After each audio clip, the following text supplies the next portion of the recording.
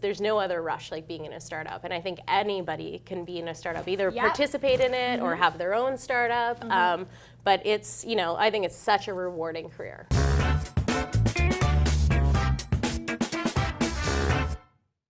You said earlier that you invest in Series A.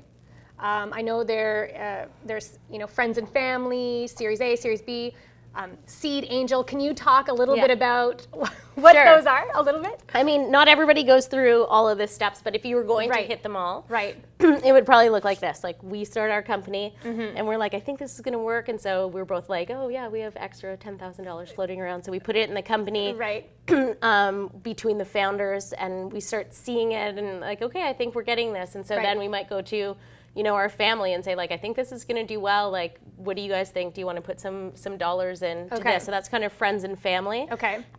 Which is a bit dangerous because it's very risky. I would think it is a little dangerous. Like, I was actually surprised to learn about the friends and family round. Like, and people say it sort of casually, like, oh yeah, then you ask friends and family. And I'm like, I feel like I would really have to be, I would almost want to take strangers' money before I take family. Exactly. But it does mean something because it's like, now you're accountable. Like, it's your money. You're actually have your mom's money. Then you're like hustling hard. So then you get friends and family, and then you would go for angels. So angels are high net worth individuals, usually around your city. There's usually some forums that go on where you can pitch, and they want to invest in companies at this stage.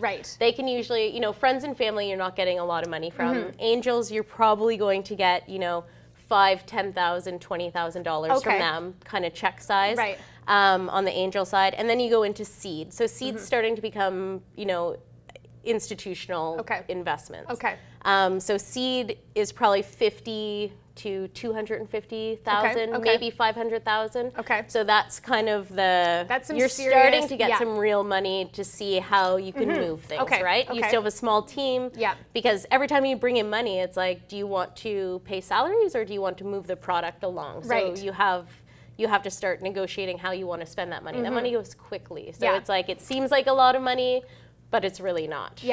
And then Series A is usually like, okay, your company now has, and this is where we sit, your company has a product, it has customers, but customers who are paying for your product. Because it's great that you have a product, but if they're not paying, I don't know if somebody's going to pay for it.